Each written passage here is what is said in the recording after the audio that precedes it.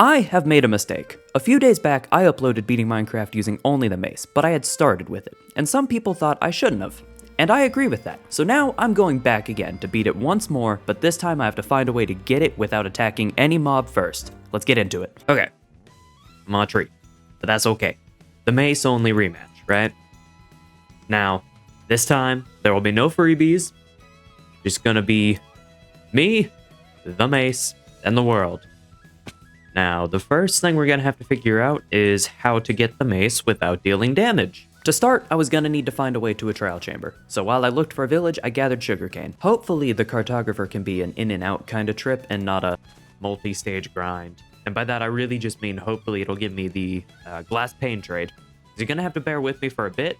I think I know what I'm doing. I never give you a vote of confidence, but I'd give it a good 50-50 that the plan I have might work. And so, once I made it into the village, I started planting all of the sugarcane I had gathered on the way because I was gonna need a lot. From there, I started exploring the village. Ooh. Okay. I had half iron armor before I even got the wood. That's cool.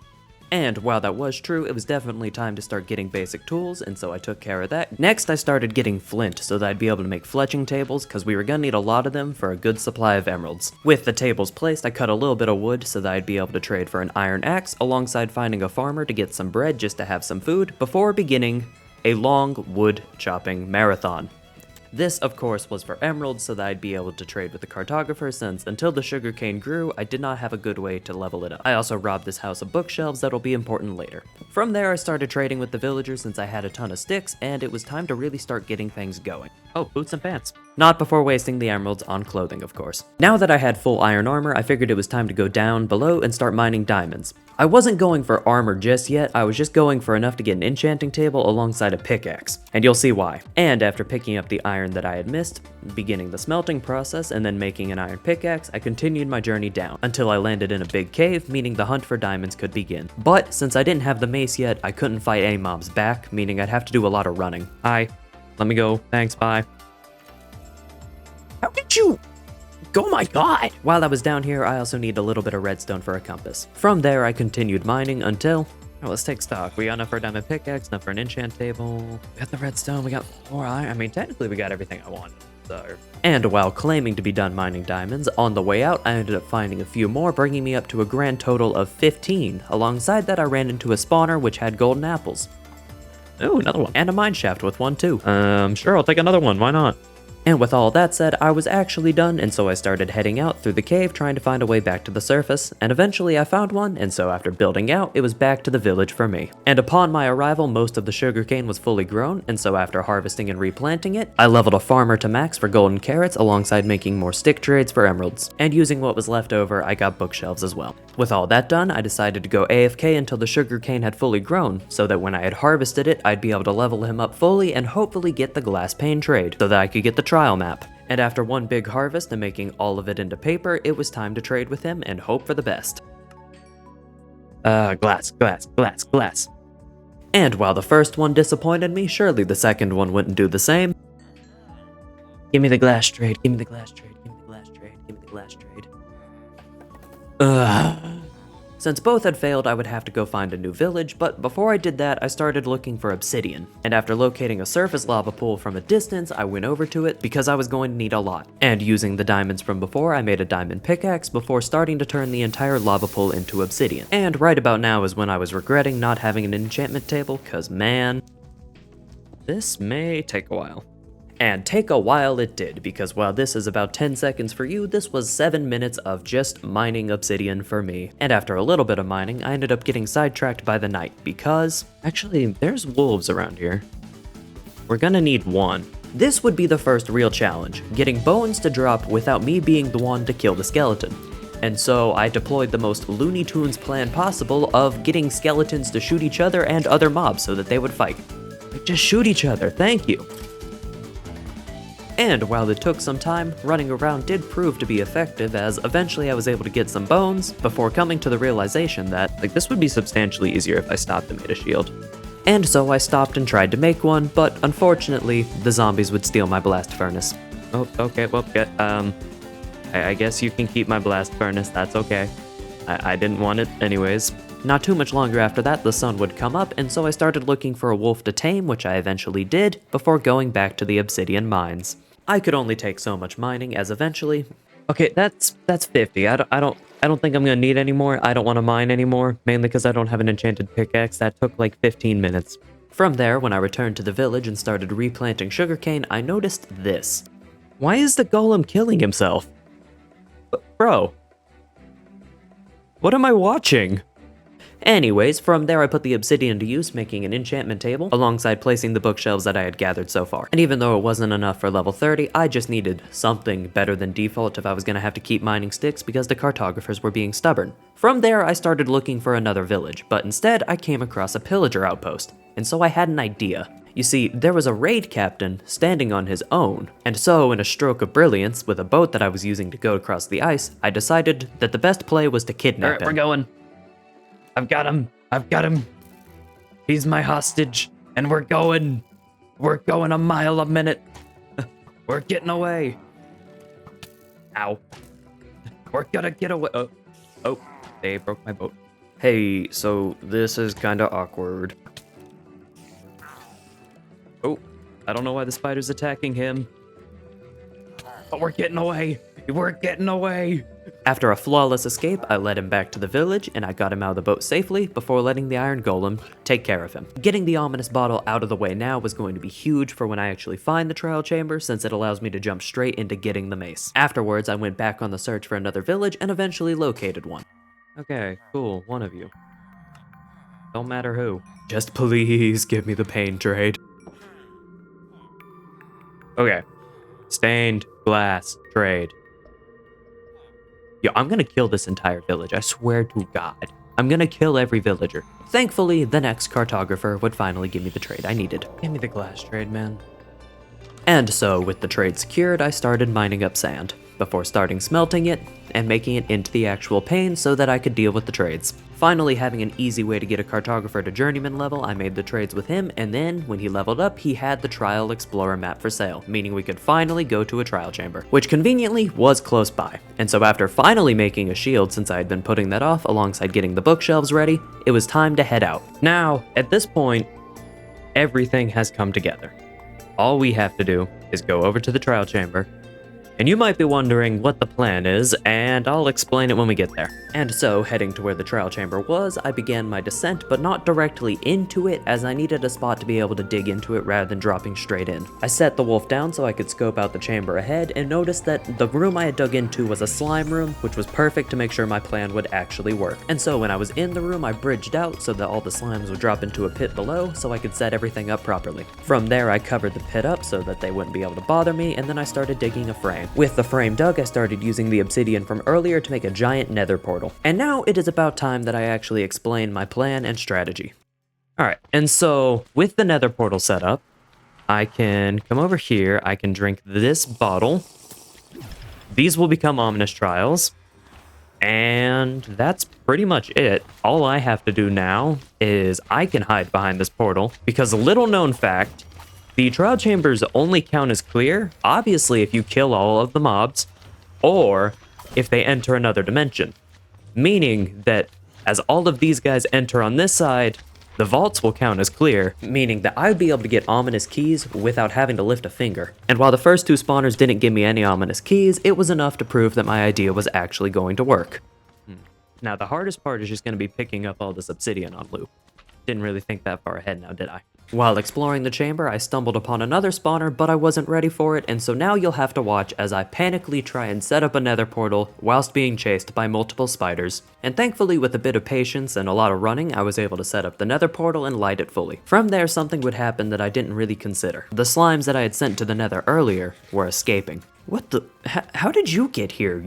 You're not supposed to be here. And while they would be a minor inconvenience, I pressed on into the room, activating as many spawners as possible and leading them into the nether portal to automatically clear the chamber without having to fight. Once the breeze spawner was cleared, I noticed that I had gotten my first ominous key. I was also trying to contain the slimes, and while doing so, I ended up breaking my armor. You broke my helmet. Yeah, you sit in this box and think about what you did. Alternating between the spawner room and the slime prison, I ended up finishing out the entire room to where I would get my second key as well. Why? Another key. Whilst I was ready to actually use the key, another slime got in the way, breaking my boots as well. But once I actually made it into the room and made my way over to the vault, it was time to see if I could get the heavy core on the first try. Making my way over to the vault, I had my hopes held high and used the first key. You really just need heavy core. Banner, wind charges, diamonds, hit arrows, more wind charges, don't know heavy core. And whilst that wasn't the heavy core, I made my way to the second vault. Oh my god. Dude. I thought that was gonna take so much longer to get. Oh my god. Okay, we got the heavy core. This might be the stupidest strategy to get the mace, but it worked. Okay, so phase 2 of the plan is I need to go back on the surface, and we have to go find a cow real quick. While on the surface looking for a cow, I replaced my broken armor with new diamond armor and then located the cow, getting a bucket of milk before returning back to the trial chamber. And now you might be wondering what the wolf was for, as I made sure to point out how important it was, and so after boxing in an area around the breeze spawner, I figured I should explain that too. So basically, the breeze rod cannot drop unless a player kills a breeze, which would be a problem. Because right now, we haven't dealt any damage, right? But what we can do is the wolf counts as a player kill. So when they spawn, we'll be in this entrapped room, which I can waterlog so that the dog doesn't take fall damage. They'll be pushed into this corner here, and then I will just be hit by it, and the wolf will finish the job. The breeze rod will drop, and we will get the mace, and I will never have dealt damage to a mob directly. So now we just have to wait for the trial to be off cooldown, so I just get to go AFK for like 30 minutes. Everything went to plan, as eventually the breeze spawner turned on, it would attack me, and then the wolf would take it out, dropping the breeze rod. Boom. No damage dealt. And we got the mace. With the puzzle of getting the mace without dealing damage solved, it was finally time to have some fun. First thing I did was extract revenge on a slime, and then I went back to the surface as I wanted to enchant the mace. When I returned to the village, I realized I forgot something. I think I threw the flint and steel away. And I also think I left the dog. Oops. Anyways, despite that, I made my way to the enchantment table and tried to get density on the mace, and unfortunately it would not be so easy, as the first 2 times that I tried to enchant it, I did not get it, so I'd have to come back to it later. Needing more lapis, I headed back down to the cave that I initially found and gathered that up alongside enough diamonds to finish full diamond armor. From there I then enchanted it, and then it was time to go to the nether. I spawned in a warp forest, and there was also a fortress right by the nether portal I spawned in at, so it was time to go get blaze rods, with no delay. Okay, well there's the fortress, I guess. Heading into the fortress, I was excited to finally have some mobs to fight with that I didn't have to run from, and with the wind charges, it was gonna make getting blaze rods a breeze. Taking out every blaze I saw until I had enough rods was going well, until I got something else. Oh, okay. That gives me an idea. We'll get back to that later though. When I had enough rods, it was time for me to leave the fortress and start getting ender pearls. Alright, that's 8 blaze rods, I don't care anymore. And while I was exploring getting gold to trade with the piglins, something strange happened. I wanted to do this. Dang. What? How did that? And while I'm not sure what happened, I started trading with the piglins alongside taking out endermen for extra pearls as well. And while doing all of that, there was something else I wanted from the piglins as well. I was going to need a happy ghast for my plan in the end, since I didn't want to kill the dragon in the same way I had already done. And even though I had gotten enough ender pearls to go to the end, I still needed a happy ghast. And so in search of more gold, I ended up finding a bastion. And while trading with a piglin there, I didn't end up getting a happy ghast despite all of the gold I had spent. So eventually, I was gonna have to go find a Soul Sand Valley, which even though it took a while, I eventually located, and not too long after that, I was able to see from across the lava pool that there was a pile of bones with one, and so I pearled over to it, picking it up. With the happy ghast in hand and a ton of extra ender pearls, I decided that it was time to return to the overworld, and since I had so much extra obsidian from earlier, I just built a portal putting me very far out from the village, and so I began my very long trek back to it. And while I was on my way back, traversing through many biomes, I ended up finding somebody who was notoriously missing throughout this entire video. We have got to stop meeting like this, cause you already know what's gonna happen. This time I promise the pink wool actually has a purpose. Along the way I also came across a village, and since I needed another bucket, I borrowed some resources from them to make one. Eventually I would return home, and the last thing I needed to take care of was I was going to need a ton of blocks to pull off my plan. And so I started chopping more trees like it was the beginning of the run all over again. Thankfully this time I only need a stack of wood compared to tons of stacks, and so after that, started picking up snowballs to be able to feed the happy gas when it rehydrates before beginning the search for the stronghold. And while I search for the stronghold, it is now my time to ask you to subscribe, as I'm trying to hit 10,000 by the end of March, and right now we're a little over halfway there, so every single person counts, so if you haven't already, and you'd consider it, I'd greatly appreciate it. Anyways, back to the video. Diving down below, I'd eventually find a strangely shaped hole. What is this conveniently placed just cave all the way down? Oh my god, that's so fun. Knock knock. And there goes my pick. We were now in the stronghold, and the portal wasn't too far from where I dropped in, so I made my way over to it. And as I approached the portal, I also made sure to very carefully mine the spawner for no specific reason at all. Now there's no room for debate. The last bit of prep work I needed to do before entering into the end was smelting the sand I had gathered before heading down, and so I did that, and then I made a happy gas harness before activating the portal and jumping in. Everything was now ready for the grand finale. Let's do this.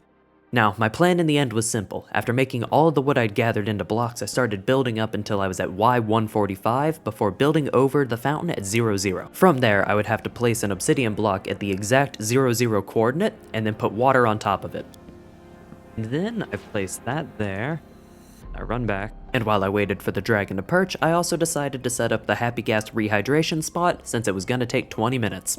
4, 5, water, gas. Okay. So, what I have done is using a very old technical mechanic.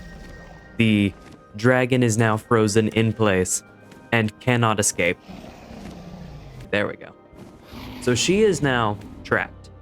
And you might see where this is going with the saddle. So I'm gonna wait 20 real life minutes, and this is gonna be awesome.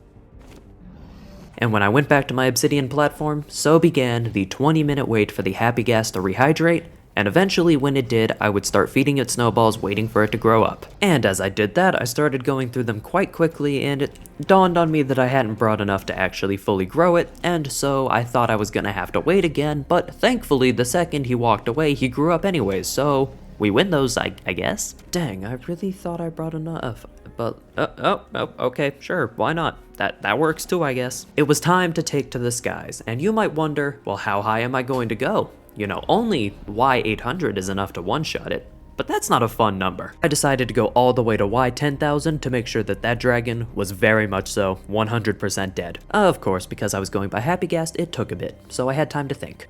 How much damage am I going to do? I think it does half a heart for every block over like 8.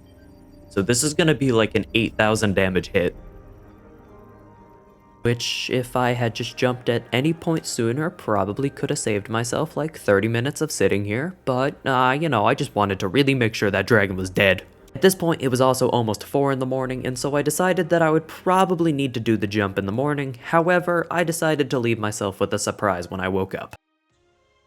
Yay! Okay, so it's like 4 in the morning, and I should really go to bed. However, But it'd be really funny to jump off and then end the recording.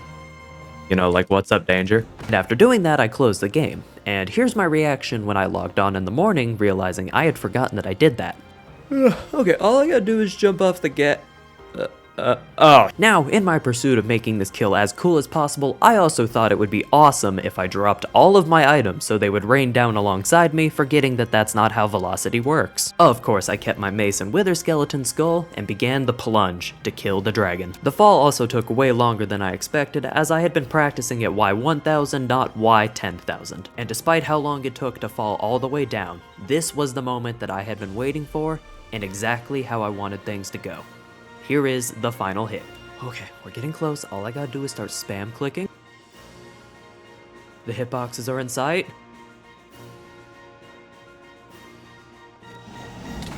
Yo! Wait, I don't have feather falling anymore. Wait.